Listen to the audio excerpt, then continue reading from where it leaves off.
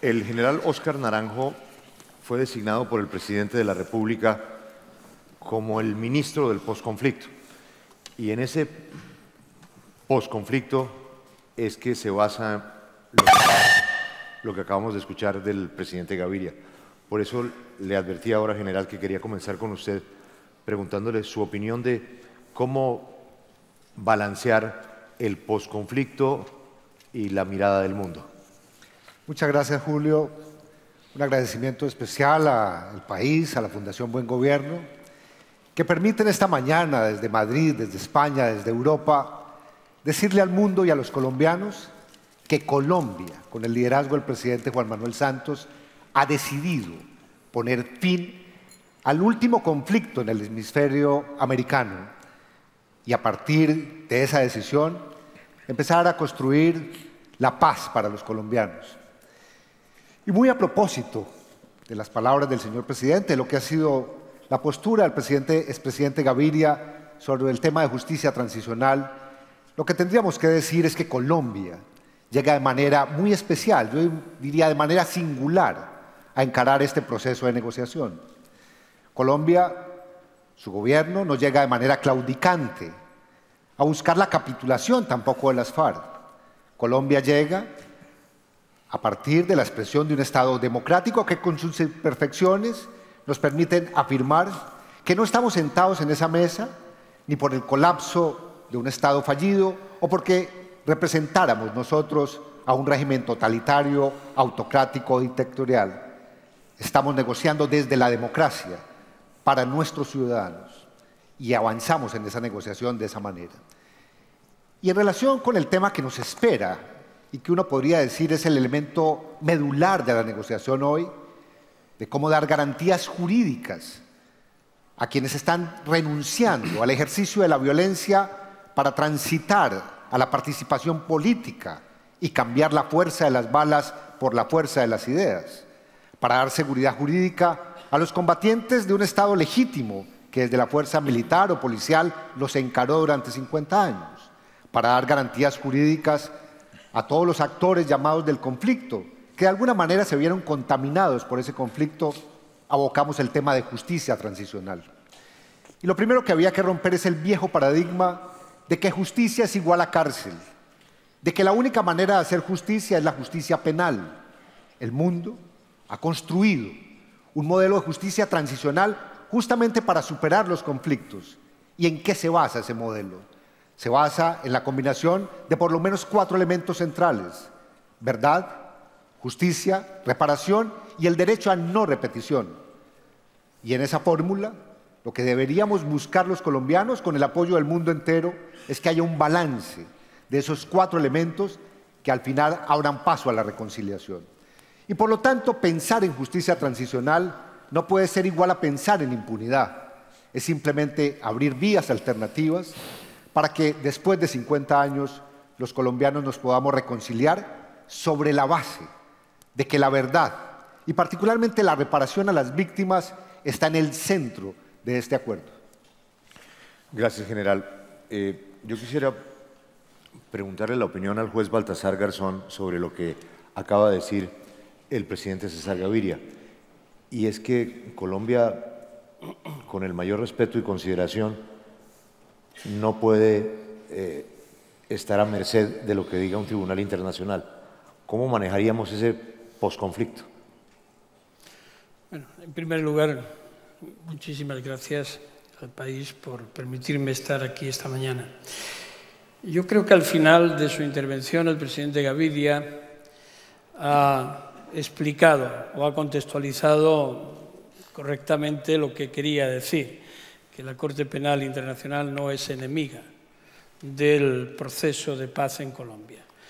Eso lo ha puesto de manifiesto la fiscal de la Corte Penal Internacional, si bien es verdad que toda la polémica en torno a este tema comenzó con una carta que la propia fiscal de la Corte Penal Internacional remitió al presidente de la Corte Constitucional y luego al presidente de la República de Colombia, donde se venía a decir que la Corte Penal Internacional, la Fiscalía, no admitiría la impunidad en el proceso de paz de Colombia.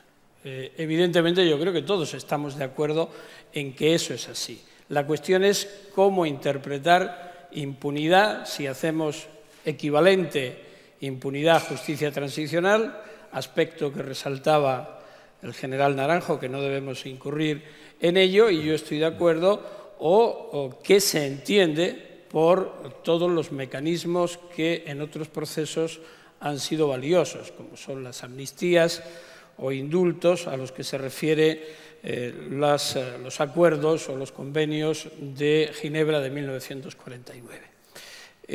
Hay que partir de un dato fundamental, y es que el discurso y el debate en Colombia no es ya sobre máximos, sino que tenemos un precedente claramente establecido, que es la Ley de Justicia y Paz. La Ley de Justicia y Paz, lo olvida mucha gente, establece como límite máximo de pena privativa de libertad, es decir, de pena retributiva, un máximo de 8 años para crímenes de lesa humanidad, para crímenes de guerra. Por tanto, ya no estamos discutiendo sobre el máximo de 30, 40, 60 años. Es decir, nos estamos moviendo entre 3 y 8 años. Por tanto, ahí es donde hay que reconducir. Suspensión de pena no significa impunidad. Penas alternativas no significan impunidad. Hay mecanismos en el derecho nacional de otros países, como por ejemplo la probation, que establecen precisamente cumplimientos alternativos de penas de privación de libertad hasta de 6 años. Por tanto, hay mecanismos para conciliar lo que es una respuesta penal retributiva con lo que dice la Fiscalía de la Corte Penal Internacional.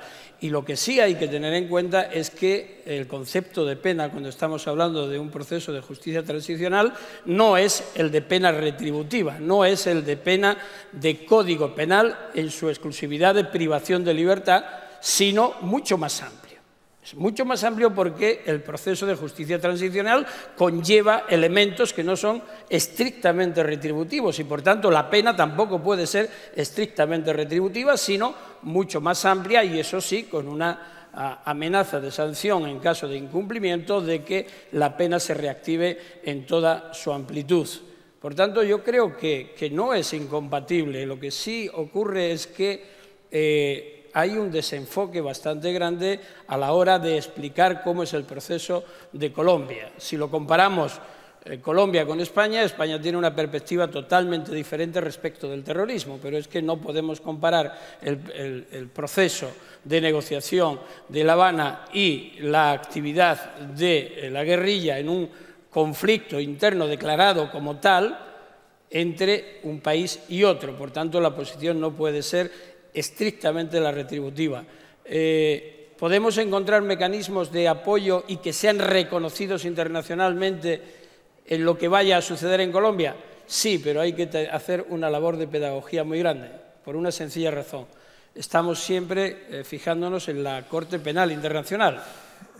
En la Corte Penal Internacional incluso se puede evitar si llegara una decisión política de no cumplimiento, pero nos encontramos con las jurisdicciones del resto de los países que pueden exigir el cumplimiento de penas después de una investigación, después de un proceso contra miembros de la FARC o contra miembros de cualquier otro ámbito que hayan cometido crímenes de lesa humanidad, de guerra, genocidio, etcétera. Es decir, nos podemos encontrar con que un país determinado diga, bueno, pues voy a perseguir a este miembro de las FARC que su país le declara como no perseguible y que la Corte Penal Internacional tampoco lo persigue.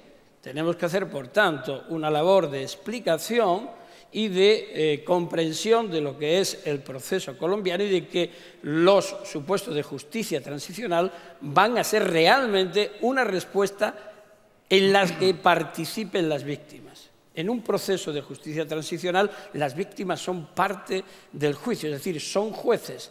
E incluso los victimarios, si llegan a colaborar y llegan a contribuir decisivamente a la verdad, también se convierten en parte del tribunal.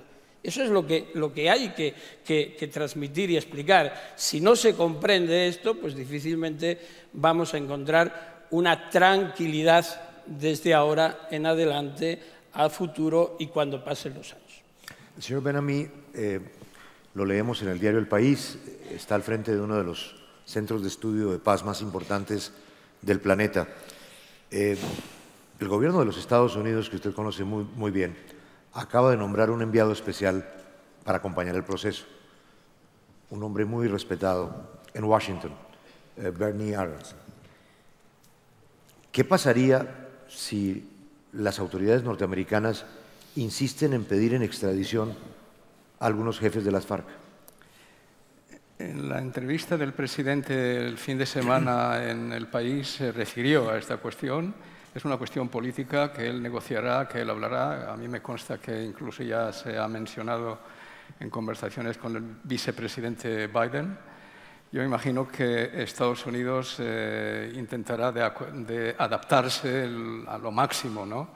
Es un país donde las promesas de los políticos en estas cuestiones no son vinculantes, ¿no? Porque el sistema judicial norteamericano es bastante rígido, pero alguna influencia, me imagino, el estamento político pueda tener. Estados Unidos ha sido un amigo de Colombia en el proceso, en la guerra contra el narcotráfico, que eso es lo que más les interesaba, el Plan Colombia, y es un amigo en este proceso de paz desde el inicio, desde los primeros pasos que el presidente Santos tomó de cara a este proceso, pues tuvo el respaldo, el apoyo del presidente Obama y de su administración. Pues me imagino que harán todo lo posible para ayudar en esta materia. Incluso hubo un momento en que ese momento todavía existe, en el que la guerrilla tiene la ilusión de que se libere a Simón Trinidad, ¿no?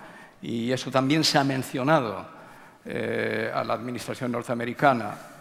Como le decía antes, no es una administración que manda y ordena e impone al sistema judicial, pero hay cierta simpatía a las necesidades políticas de este proceso en el seno de la administración norteamericana. Ya veremos cómo se materializa, ¿no? Señor Powell, ¿y cómo ve usted el futuro del proceso en este escenario judicial? Pues, en primer lugar, pido disculpas por ser el único aquí que no habla español. Son vestigios del sistema imperial de educación, me temo. Estoy encantado de estar aquí hablando del proceso de paz en Colombia, porque en el mundo tenemos tantas noticias negras con lo que está pasando en Ucrania, Siria o Libia. No nos enteramos más que de malas noticias, y Colombia es uno de los pocos lugares donde hay una verdadera esperanza de lograr la paz, que además no viene accidentalmente. Si vemos los lugares del mundo donde han tenido éxito los procesos de paz, vemos que han tenido éxito en los sitios donde hay un claro liderazgo político y donde la gente está dispuesta a arriesgarse, que creo que es lo que está sucediendo en Colombia con el presidente Santos, que tiene el mandato de lograr la paz. La segunda razón por la que pienso que Colombia va a tener éxito en sus esfuerzos de paz es porque hay fundaciones muy firmes. El presidente se ha encargado de estudiar por qué han fracasado los previos procesos de paz en Colombia y en el mundo y aprender de esos errores. Y ha establecido una agencia muy clara y muy limitada. El problema del proceso de paz actualmente es que creo que todos los que tengáis que volar ahora a Heathrow tenéis que estar dando vueltas alrededor del aeropuerto porque no os dejan aterrizar, ¿no? Pues precisamente eso es lo que tenemos que hacer en este proceso de paz, dejar de sobrevolar el aeropuerto y terminar de aterrizar de una buena vez, que no es fácil. Y uno de los aspectos más difíciles para lograr aterrizar este proceso de paz es justamente ese equilibrio entre la paz y la justicia. Hay que admitir que el mundo ha cambiado, que las amnistías ya no son posibles. Cuando llegamos a los acuerdos de paz de Irlanda del Norte, sí que dimos amnistía efectiva a muchos de los presos, les dejamos salir de prisión después de 22 años, pero eso es un proceso que ya no es posible. La justicia no puede convertirse en una barrera para la paz. Hay que pensar en las víctimas del futuro, así como hemos pensado en las del pasado. Y en este sentido, Colombia va a ser punta de lanza. Va a ser el primer país que llegue a un acuerdo con los grupos de guerrilla en estas condiciones. No podemos esperar que los líderes de la guerrilla se sienten a firmar un acuerdo si les estamos prometiendo que van a ir a la cárcel durante 30 años. Si hubiésemos dicho a Kerry Adams que le ofrecíamos 30 años de cárcel, jamás habría firmado la paz. Hay que ofrecer una solución. Y yo creo que la solución es posible y que hay que alcanzarla pronto para dejar de sobrevolar el aeropuerto y terminar de aterrizar este proceso. Y en una cosa con la que quiero estar de acuerdo con el presidente Gaviria, sobre todo, es la necesidad de cerrar el pasado. Porque si no se traza una línea clara para cerrar el pasado en un proceso de paz, vamos a seguir teniendo erupciones una y otra vez en el futuro que van a minar el proceso de paz. Nosotros tuvimos a Gerry Adams y una serie de controversias porque no logramos trazar esa línea de la manera que lo hizo Sudáfrica. Y yo creo que para Colombia es muy importante trazar esta línea y que quede muy clara. Señor Villalobos, usted vivió la guerra. Tiene mucha experiencia en el proceso de paz de Colombia, lo conoce muy bien. Me parece que el señor Powell acaba de dar un ejemplo fantástico. Es cuando vamos a Londres, el aeropuerto de Heathrow siempre está lleno y el avión da vueltas y vueltas para pedir pista. Yo me he entrevistado con muchos autores de crímenes de lesa humanidad de la guerra de Irlanda. Muchos de ellos jamás pisaron la cárcel. El señor Adams jamás habría firmado el proceso de paz si no pudiera estar libre haciendo política. ¿Cómo aterrizamos esta idea en Colombia, en donde precisamente el gran tropiezo que hay con una parte de la opinión pública es la preocupación por la impunidad? Es una pregunta bastante difícil realmente, porque la forma van a tener que definir los propios colombianos. La realidad es que ese es un conflicto, como lo señalaba Jonathan, en todos los procesos. Es el conflicto entre justicia y paz. Y la paz es acerca del futuro y la justicia es hacer las paces de la sociedad y del Estado y de los insurgentes con el pasado. Y ese es un tema sumamente complicado. Yo creo que algo que es bien importante que entienda la opinión pública de Colombia y la opinión pública internacional es que lo normal en todos los procesos es que se firme un acuerdo de paz para darle una oportunidad al progreso institucional en los países. Colombia tiene una condición completamente distinta. Colombia, los progresos institucionales han precedido a la fase del acuerdo de paz. Colombia es un país que avanzó en temas como el respeto a los derechos humanos a partir de integrar a la doctrina de seguridad pública, tanto del ejército como de la policía, los derechos humanos como un elemento que se vincula con la eficacia operacional.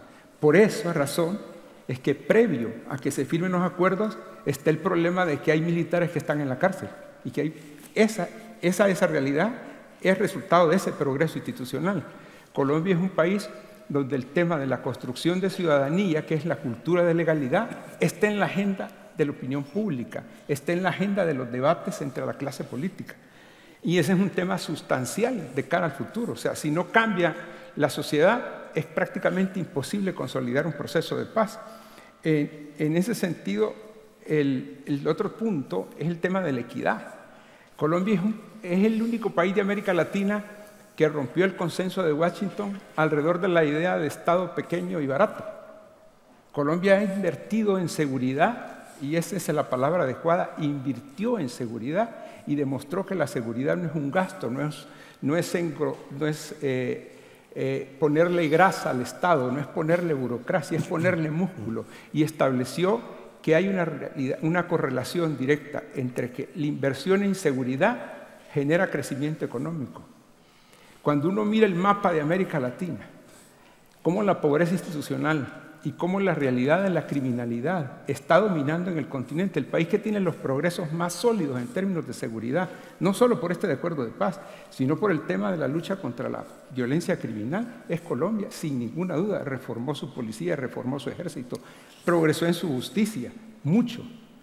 Y también ha entendido que hay una relación directa entre pobreza e inseguridad, porque la pobreza no es un tema solamente de justicia, es esencialmente también un tema de seguridad.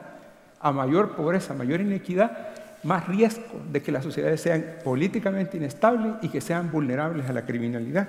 En ese sentido, yo creo que hay necesidad de explicarle a los colombianos y a la comunidad internacional, tal como lo señalaba Jonathan, de que yo no veo otro lugar de esperanza en el mundo.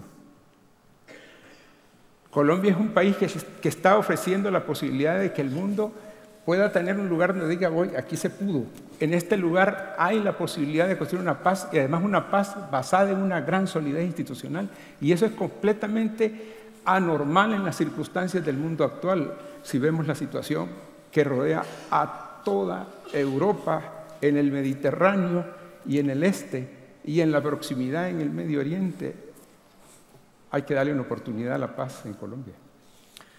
General Naranjo, usted está en la mesa de La Habana, comparte con otro general que fue comandante del ejército de las fuerzas militares, el general Mora, y está invitado a la mesa permanentemente el general Flores, que es el jefe de Estado Mayor Conjunto. Sobre este tema de la policía y de los militares, ¿cómo está el ambiente? Julio, digamos, la realidad de la guerra, la realidad del conflicto, lo que impone es que justamente los combatientes que han participado de esa guerra sean interlocutores de primera línea para cerrar las heridas. Y uno diría que el realismo con que ha obrado el presidente Juan Manuel Santos cuando ha ordenado que en la primera fase militares y policías retirados tuviésemos calidad de plenipotenciarios en esa mesa de negociación, y ahora dispone que una subcomisión técnica conformada por militares en servicio activo construya fórmulas para la dejación, la desmovilización y la reintegración, da un salto cualitativo frente a cualquier proceso de paz que se haya dado en Colombia. Y esa decisión lo que ha generado realmente es una interlocución franca, abierta, directa, de quienes participaron en esa guerra, pero quienes además son conscientes de que Colombia no puede perpetuarse en la guerra. Déjeme decirle algo, Julio, y a este auditorio maravilloso. En Colombia es cierto, como decía Joaquín, venimos de una recuperación con el tema institucional, buscando más seguridad y justicia.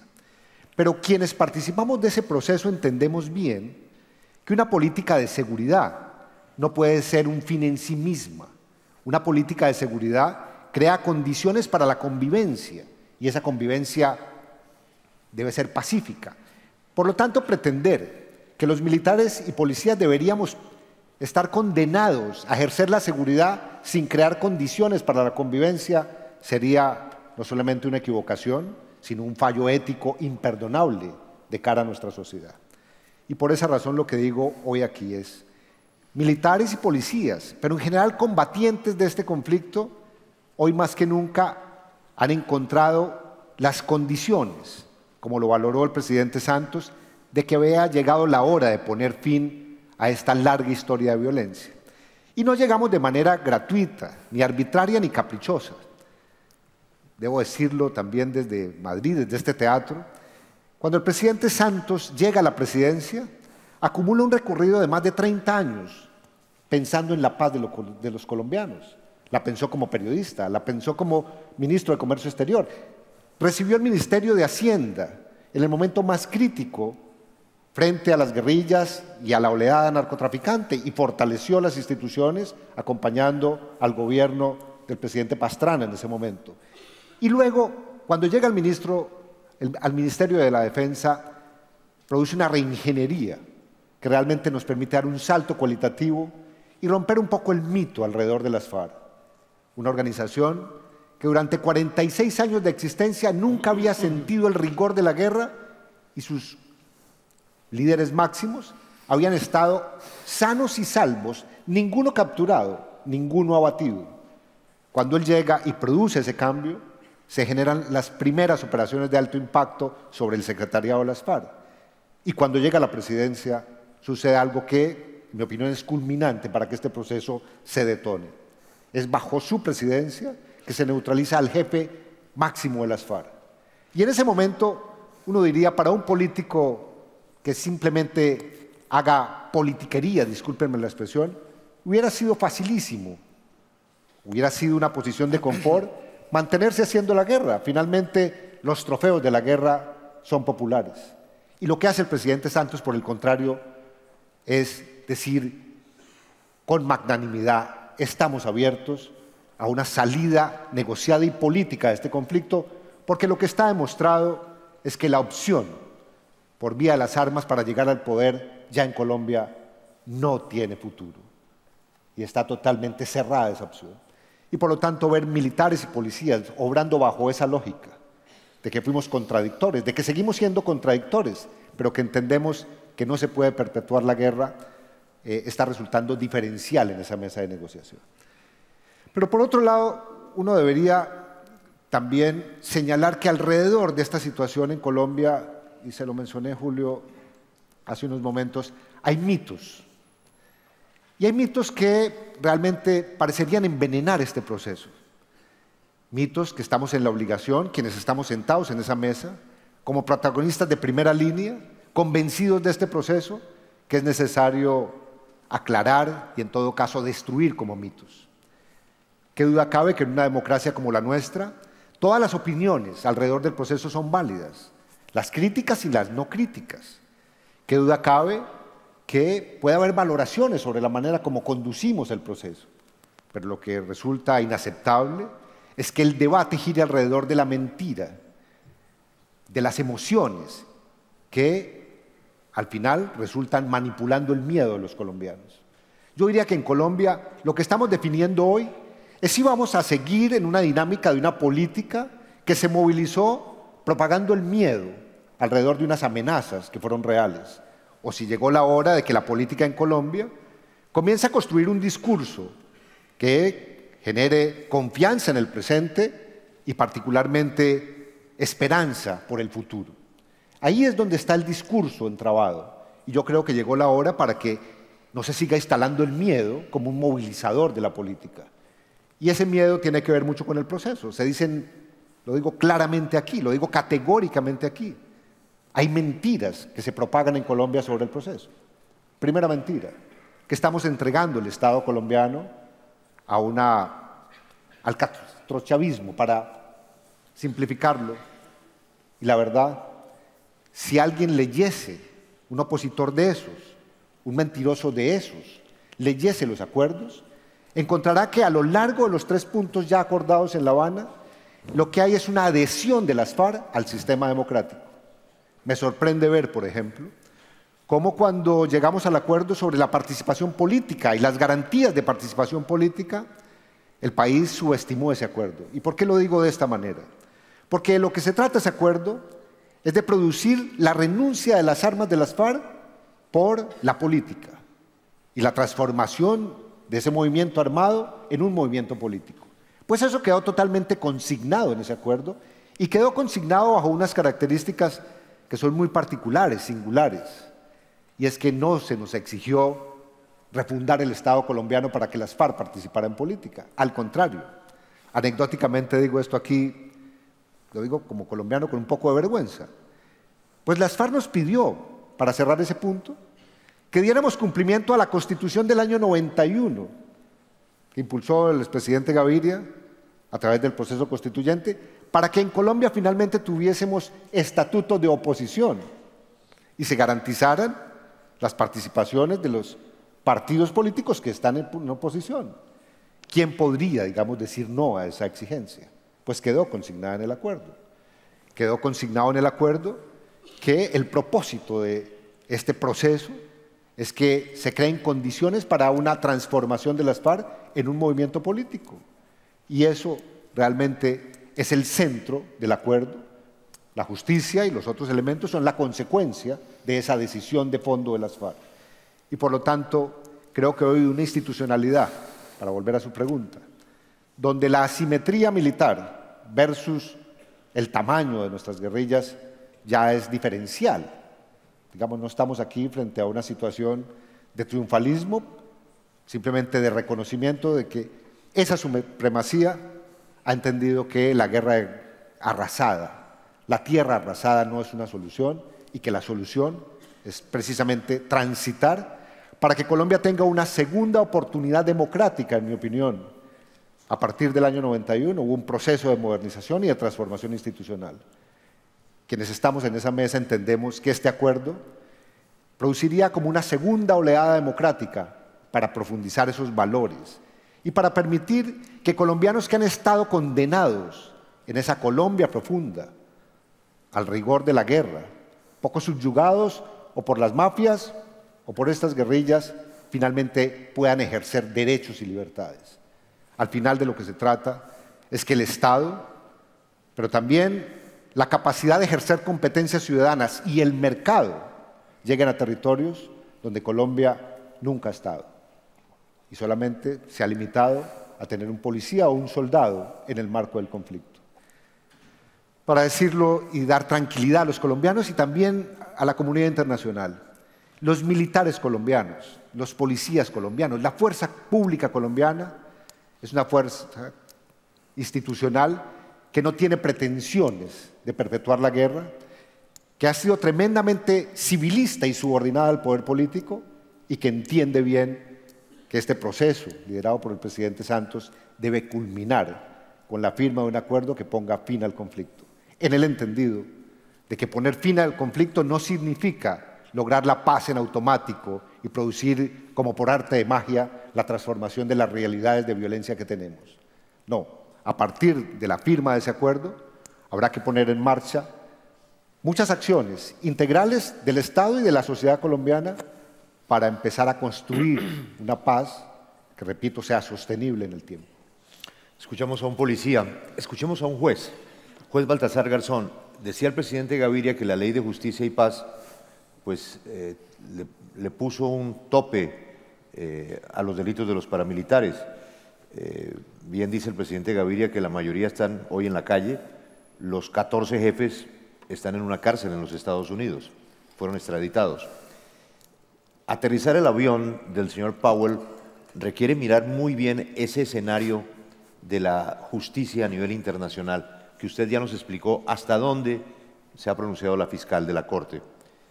Pero decía el presidente Gaviria que, lo decía muy respetuosamente, que nosotros tenemos que sacar esto adelante con o sin la Corte Penal Internacional. ¿Cómo hacemos? Yo creo que lo que no se puede hacer es poner a la justicia como enemiga del proceso. Es decir, se dice mucho, se han mencionado a los presidentes de la Corte Constitucional y de la Corte Suprema diciendo el derecho no puede obstaculizar la paz, pero realmente no hay paz sin derecho, no hay paz si no es una paz justa y equitativa. Lo que ocurre es que un conflicto integra a todo un conjunto de un país, ciudadanos, víctimas, victimarios, y buscamos una fórmula para resolver un conflicto que está vivo. Esa es la gran diferencia del conflicto interno colombiano, que no está concluido, cerrado y que se están aportando soluciones como normalmente ha sucedido en todos y cada uno de los procesos anteriores. Eso es importante, es decir, que haya en este momento centenares de miles de hechos que están por juzgar o miles o decenas de miles de victimarios que esperan teóricamente una respuesta, bien sea por vía de jurisdicción ordinaria, jurisdicción especial como la de Justicia y Paz, Comisión de la Verdad como la Ley 1424 o cualquier otro mecanismo, nos da idea de la complejidad del caso colombiano. Por tanto, cualquier otra solución nos puede venir bien, pero como alguna vez ha dicho el presidente Santos, Colombia es el ejemplo. Es decir, no tiene ningún precedente, sino que el precedente va a ser Colombia. Por tanto, lo primero que hay que hacer es no poner a la justicia enfrente del proceso de paz. Eso es un grave error para mí. Son realidades perfectamente integradas, se pueden integrar. ¿Qué ha hecho la Fiscalía de la Corte Penal Internacional respecto de la Ley de Justicia y Paz, de los paramilitares y también de los guerrilleros que se desmovilizaron? porcentaje de 19.000, ¿no? Ha hecho un seguimiento, está haciendo un seguimiento desde prácticamente la creación o la entrada en vigor de la Ley de Justicia y Paz. La Fiscalía de la Corte Penal Internacional abrió una investigación.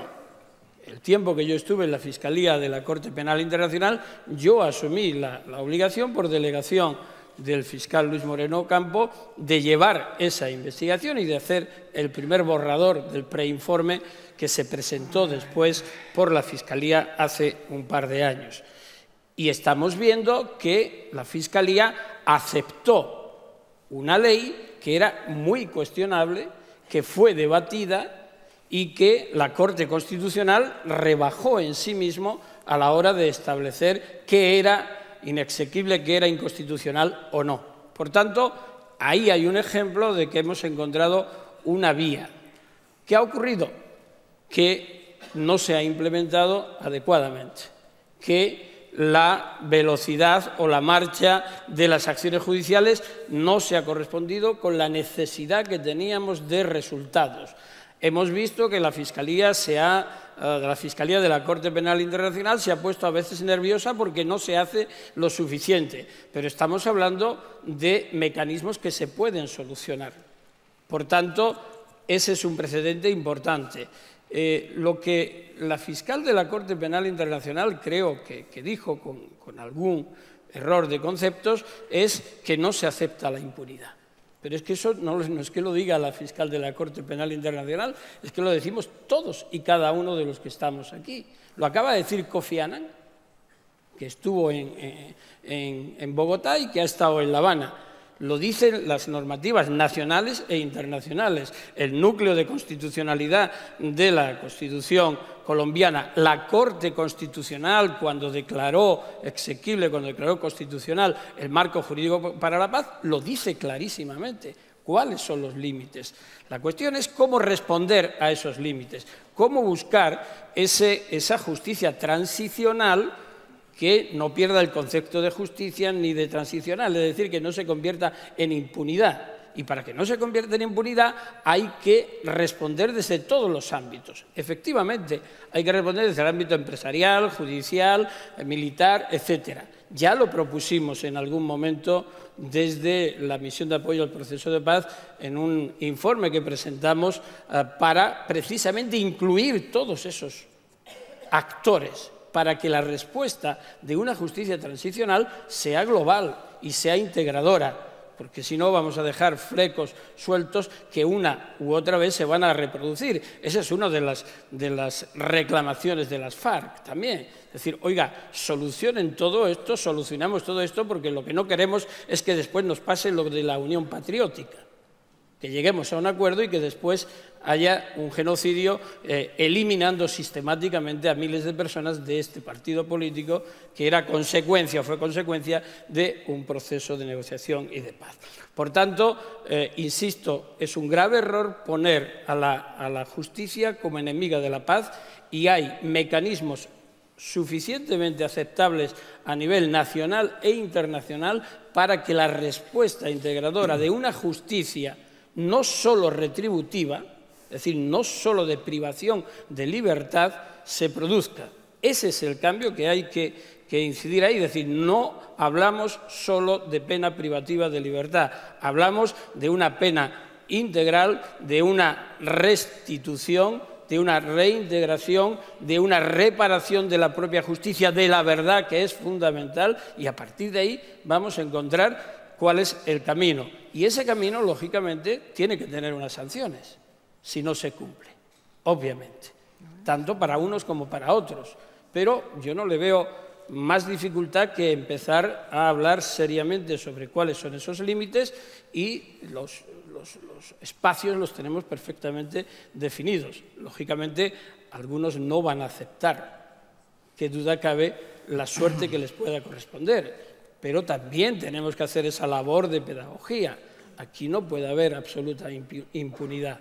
Entonces, cambiémosle el título a la cuestión, no hablemos más de justicia transicional y hablemos de impunidad y paz. Si estamos hablando de justicia transicional, la impunidad es algo que está fuera. Y yo creo que en eso coincidimos todos. Bueno. Señor Ben-Ami, cuando el presidente Santos arrancó este proceso, privadamente se apoyó de una hoja de ruta asesorado por varias personas. Su hermano ayudó muchísimo en el diseño del croquis. Y una de esas personas consultadas acertadamente fue usted, por su experiencia. O sea que usted conoce el borrador. ¿Cómo ve la situación hoy? Si me permite unas palabras sobre la cuestión de la justicia transicional. Claro. Yo creo que la clave de este proceso, de hecho la clave de todo proceso de paz, es política y legitimidad democrática. La justicia, o lo que llamamos justicia transicional, yo estoy absolutamente de acuerdo con lo que decía el presidente Gaviria. Hay que contextualizarla dentro de la sociedad, dentro de lo que son las dimensiones del conflicto, la necesidad de llegar a una reconciliación nacional. Por lo cual, más que un proceso jurídico, esto es un proceso político que concierne al pueblo colombiano. Y si el pueblo colombiano le da la legitimidad a través de sus instituciones o a través de un referéndum, difícilmente existe legitimidad para una instancia exterior, como puede ser la Corte de la Haya, para intervenir. O sea que el desafío histórico colosal que tiene Colombia, después de centenares de miles de víctimas y millones de desplazados, es algo que le da todo el derecho a este pueblo de tomar por sí las decisiones, incluso aquellas que tienen alguna trascendencia jurídica. Así que es un proceso político, no es un proceso legal. Y está en el derecho democrático de los colombianos de tomar esa decisión. Desde la Segunda Guerra Mundial hasta hoy ha habido 500 casos de amnistía en conflictos de este tipo, internacionales e internos.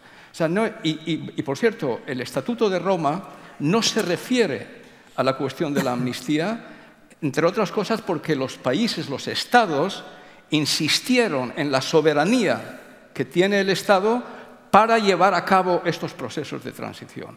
O sea, hay que acotar cuál es el espacio en el que la justicia puede, si no enfrentarse, sí, servir a veces de obstáculo para llegar a un acuerdo de paz. En relación con su pregunta, el inicio del proceso, y aquí esto le dio al presidente, creo yo, y seguro que el general lo puede avalar como plenipotenciario y miembro de la delegación, fue el acuerdo marco que se negoció en secreto y creó la agenda de las negociaciones. Eso fue una de las cosas primeras que le habíamos dicho al presidente. Y eso le ha protegido a lo largo de este proceso. Cada vez que las FARC propone alguna cosa que se le pueda ocurrir, el presidente se puede defender a través del acuerdo marco. No, eso no está en el acuerdo marco, lo que vosotros proponéis. Así que eso fue la base de todo este proceso. Crear una agenda acordada y firmada, ¿no? Es la que se firmó, creo yo, fue en Oslo. Hay que tomar en cuenta, en mi opinión, para entender bien lo que está ocurriendo aquí, la segunda palabra que yo me refería, que es la cuestión política. Todos sabemos lo que es una guerra asimétrica entre un Estado y una organización terrorista no estatal. Hay también paz asimétrica. Esta es una paz asimétrica, o un proceso de paz asimétrico, porque lo está llevando a cabo un gobierno democrático que tiene que responder a la opinión pública, que cada día tiene que dar informes y que cada día pueden aparecer sondeos de opinión, hay elecciones municipales, generales, presidenciales, etc. Y el presidente está constantemente bajo presión política. Ese tipo de presiones políticas en el proceso de paz asimétrico no lo tiene la otra parte. La otra parte está libre de la opinión pública. La otra parte es autoritaria. La otra parte es una organización militar. Por lo cual, en esta situación, la posibilidad de tener un proceso de paz a través de lo que sería casi un plebiscito diario le convierte al presidente en un líder en una situación muchísimo más difícil que ir a la guerra. Yo siempre le digo, hacer la paz es siempre más difícil que hacer la guerra, porque la paz divide a las naciones. La guerra les une.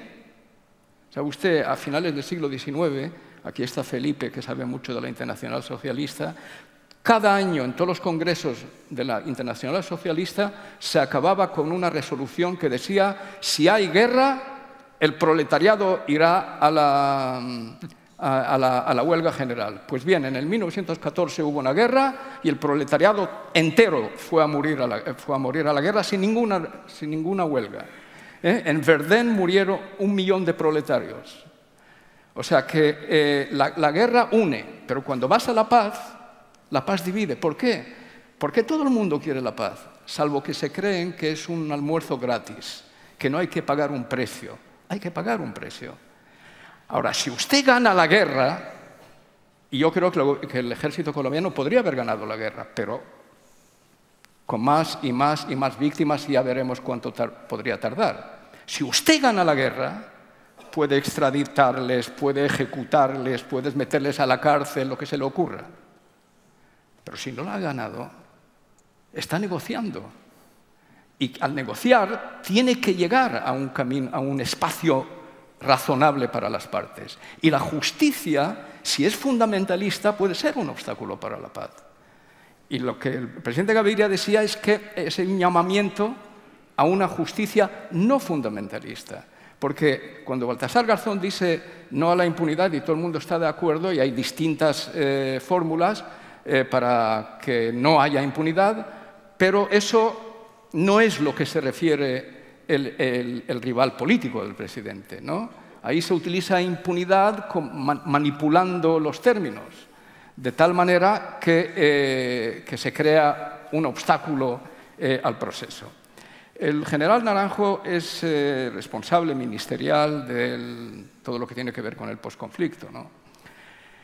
Y creo que uno de los pilares del posconflicto tendrá que ser llenar el vacío que se ha creado a lo largo de los años en la inmensa y vasta geografía colombiana. Esa es una de las razones, ¿no?, que pueden explicar el surgimiento de esta patología de violencia, el hecho de que no hay Estado. De hecho, el otro día oí a Catatumbo decir que ellos son...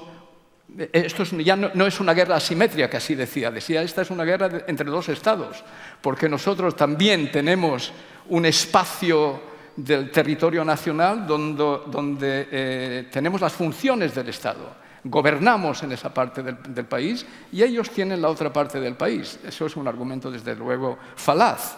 Pero el origen está que en una geografía de 1.200.000 kilómetros cuadrados, si quieres poner fin al conflicto, tienes que tener estados, no un policía y 8 funcionarios, etc. Sino tienes que tener el Estado en todas sus dimensiones y tienes que tener un vasto programa de infraestructuras para llegar a todos los rincones del Estado.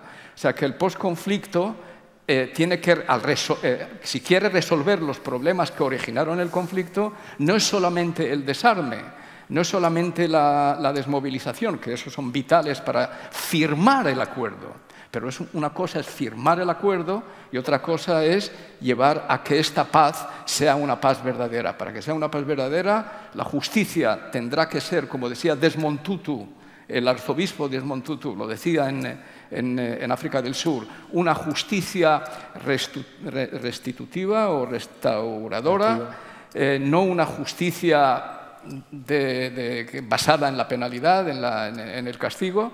Eso puede ser un elemento siempre cuando se hable de penas suspendidas, de amnistía condicional. Cuando se habla de algo condicional, estás hablando sobre las víctimas del futuro. O sea, que no haya víctimas en el futuro, no que pague por las víctimas del pasado, pero que colabore con la justicia de tal manera que se le puedan dar las penas alternativas posibles. Es decir, que es la cuestión de la justicia, de acotar cuál es el espacio de la justicia, la cuestión de la legitimidad democrática, si esa tiene lugar, en mi opinión, la comunidad internacional solamente aplaudirá a este proceso.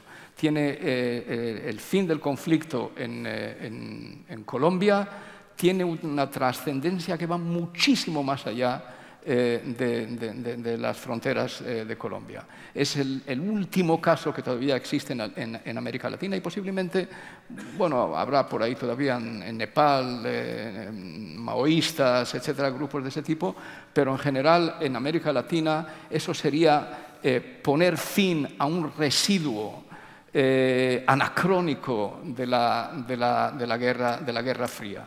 No va a ser fácil para los colombianos ver a algunos de estos señores en el Congreso de los Diputados, va a ser atormentador para ellos, pero este es un precio que será necesario pagar para que haya menos víctimas o que no haya víctimas del futuro. Ese es el dilema principal del líder. Él tiene que hacer lo máximo y en este conflicto han sabido poner a las víctimas casi en el centro del debate, algo que no ha ocurrido en el pasado. Este es un conflicto en el que la ley de restitución de tierras, la ley agraria del gobierno, empieza a retribuir, empieza a compensar, a dar compensaciones, no después del conflicto, cosa que normalmente es como se hace, sino en tiempos de conflicto. Cuando el conflicto todavía sigue, se están resolviendo problemas como la devolución de propiedades o la compensación de víctimas. Así que democráticamente es un ejemplo. Yo no he conocido un proceso. A veces yo como observador de fuera pues pierdo la paciencia. Digo, vamos a ver, ¿por qué tanto tiempo? 2 años. 2 años de negociaciones, capítulo por capítulo. ¿Por qué no lo intentan acelerar? Porque las FARC no tienen problemas de tiempo, el gobierno democrático tiene un problema de tiempo y el gobierno democrático es el que se pone está bajo presión. Pero la razón que lo hace es por una disciplina democrática. Incluso llegó el presidente en algún momento a contar a la opinión pública qué es lo que se ha acordado en medio de las negociaciones, para precisamente salir al paso de estas interpretaciones partidistas de lo que está ocurriendo. Si esto sale adelante, y yo creo que hemos llegado al punto de no retorno, a mí no me cabe la mínima duda, hay distintas maneras de aprender del pasado. Una de las maneras es aprender cómo no hacer las cosas. Y creo que se aprendió muy bien de las experiencias del pasado, del Caguán, de otras experiencias que fracasaron, y hemos llegado a un punto de no retorno donde, en mi opinión, este proceso va a culminar. Pero aún así tiene que culminar lo más pronto posible. No será aconsejable que entre en el 2.º año del mandato del presidente, y ya no digo en el 3.º. O sea, el presidente tiene que tener el tiempo suficiente para liderar gran parte del posconflicto. No dejar todo esto solamente en una firma, porque la firma en sí no va a ser suficiente. Va a ser históricamente importante, pero no suficiente. Jonathan, Shlomo just said two very important things. Peace divide, and we arrive to the Esto que dices de llegar al punto de no retorno, ¿tú estás de acuerdo? Yes. Sí, pero quiero recuperar algo que ha dicho el general Naranjo hace un rato sobre la parte de la política. En Irlanda del Norte logramos llegar a un acuerdo porque ambas partes acordaron que la vía era la paz. Nosotros en la oposición apoyábamos al gobierno conservador y los conservadores nos apoyaban a nosotros. En Colombia tenéis un problema de crispación, ¿no?, donde la oposición está tratando de hacerle la vida lo más difícil posible al gobierno. Y eso, claro, dificulta mucho las cosas. No hace imposible la paz, pero cuando digamos que hay acuerdo entre todas las partes es mucho más fácil. El caso es que el público siempre quiere cosas contradictorias, ¿no? Quieren menos impuestos pero más gasto. El público quiere paz, pero que no haya impunidad. Entonces, hay que ofrecer liderazgo político y tomar decisiones difíciles e impopulares y presentárselas al público como paquete. Por supuesto que el público nunca va a votar por penas más bajas para los terroristas, pero cuando se les presenta como un paquete la posibilidad de la paz y el precio que hay que pagar por ella, entonces sí que votarían por ello. Claro, hay que hacer un referendo para tener el apoyo del público, pero hace falta liderazgo político. Y ciertamente es mucho más fácil si se unen todos los políticos. Y el segundo tema que quería mencionar sobre esto del punto de no retorno es que cuando se ha dicho que este va a ser el año de la paz, hay como un escenario de los grupos armados en todo el mundo, ¿no?, que cuando pasan del terrorismo a la política, pues en Irlanda del Norte el IRS siempre fue el dominante y el IRS daba instrucciones a Sinn Féin, pero a medida que el segundo fue ganando en importancia, en la negociación empezaron a dar instrucciones al IRA o al IRA, como se dice aquí. El caso es que incluso como partido político han ganado fuerza. Y yo creo que algo parecido está apareciendo en Colombia. Las FARC se están involucrando mucho más en la campaña política que en la Armada.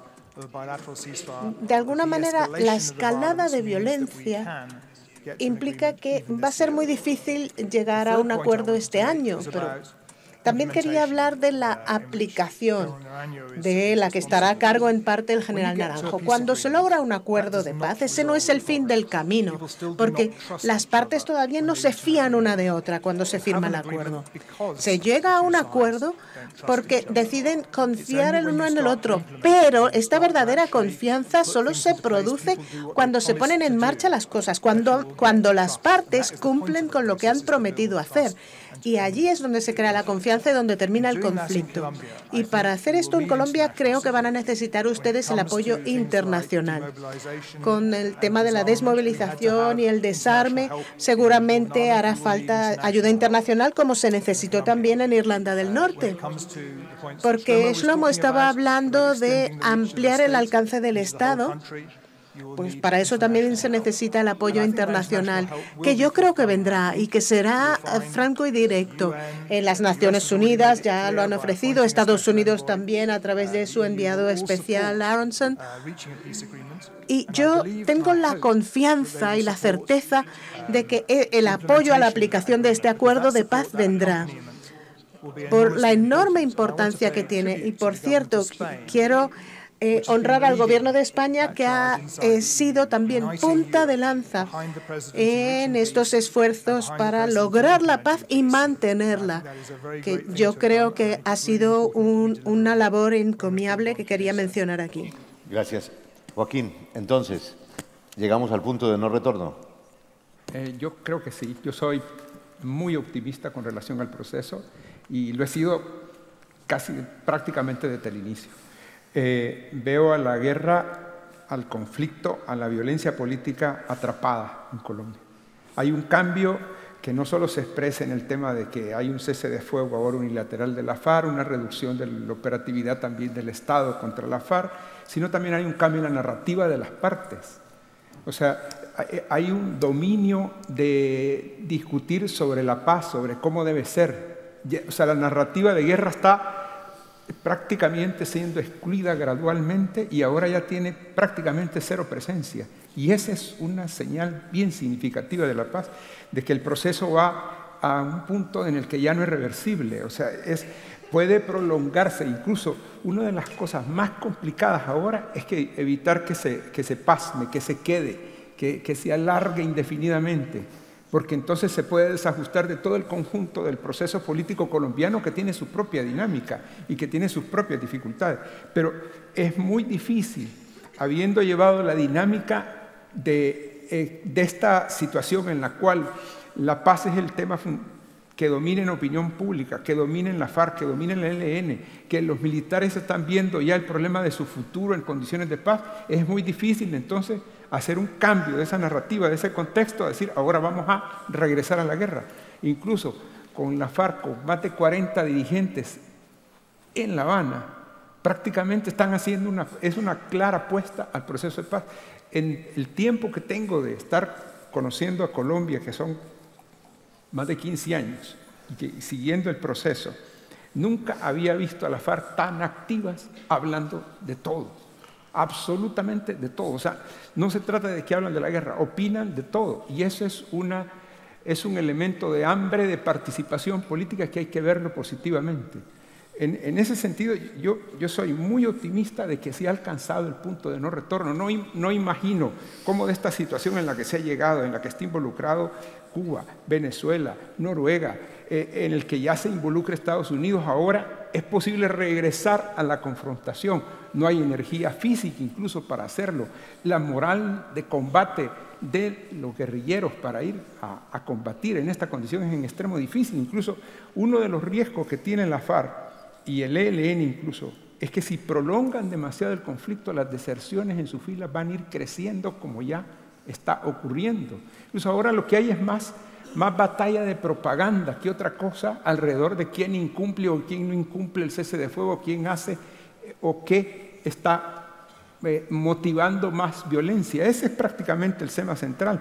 Hay una cosa que yo quiero particularmente señalar con relación a este optimismo con relación al proceso de paz en Colombia, y esta idea de que Colombia tiene progresos institucionales que son muy sólidos. Es el contexto del continente. O sea, porque si lo vemos en el contexto mundial, inmediatamente pensamos en estos conflictos que son terribles ocurriendo alrededor de Europa o en África. Pero si lo vemos en el continente, en América Latina, entre el 2000 y el 2010 ha habido 1 millón de homicidios. Eso quiere decir que si la tendencia se mantiene, a la fecha estaríamos por cerca de 1,5 millones de homicidios, y creo que más o menos se mantiene. ¿Y qué es lo que está detrás de esta situación de inseguridad y de pérdida de soberanía de los estados en espacios del territorio, en México, en las favelas de Brasil, en barrios de San Salvador, de Guatemala, en Honduras? ¿Qué es lo que está detrás? Estados débiles, estados cooptados o estados ausentes. Entonces, Colombia es como el camino que ha seguido, ha ido haciendo una construcción de Estado y ciudadanía, que son los pilares básicos de la seguridad en todo este tiempo, enfrentando lo peor. Colombia ha enfrentado todas las violencias que uno se puede imaginar. O sea, conocieron el infierno y están saliendo de allí, pero con una sólida construcción institucional alrededor de la justicia. Cuando llegó el alcalde Antanas Mockus a la alcaldía de Bogotá, me recuerdo que fue toda una novedad cuando empezó a hablar de capital social y de cambiar la conducta de los colombianos. Ese tema está ahí, es un tema vital para los procesos de paz. México ahorita tiene un debate profundo acerca del tema de la corrupción, no como un tema de los políticos, como un tema de la sociedad. Entonces, el progreso que se haga en términos de ciudadanía, en términos de construcción de Estado, en darle sentido a la legalidad, y este debate que hay precisamente alrededor de la justicia es, ¿va a funcionar o no va a funcionar la legalidad en el futuro? Y obviamente la premisa para que funcione, tal como lo enseñaba Solomon, es que haya un gran acuerdo político que estabilice el país y que garantice que va a funcionar. Si eso se logra, no tengo ninguna duda de que Colombia tiene una enorme posibilidad no solo de resolver su conflicto, sino convertirse en un foco que atraiga la atención del continente acerca de la construcción de Estado y ciudadanía. Yo resumo el conflicto en Colombia como un gran encuentro entre esa Colombia sofisticada que nos asombra, que es espectacular en todos los términos, intelectuales, culturales, artísticos, etc. Y la otra Colombia, la salvaje, rural, profunda, que nos asusta. Entonces, el acuerdo de paz no es solo un acuerdo con la FARC, es un acuerdo entre esas dos Colombias en las que está el paramilitarismo, las violaciones a los derechos humanos por parte del Estado, todo ese enredo que se construyó a lo largo de muchas décadas o quizás de más de un siglo está por resolverse y que obviamente pues necesita una dosis de comprensión del mundo y de los colombianos. Lamentablemente el tiempo se nos ha acabado, me informan por la agenda del señor presidente, y sería fascinante seguir compartiendo con ustedes esta charla, pero debemos darle paso a otros invitados. En nombre del diario El País y de la Fundación Buen Gobierno, muchísimas gracias por su tiempo y por habernos acompañado.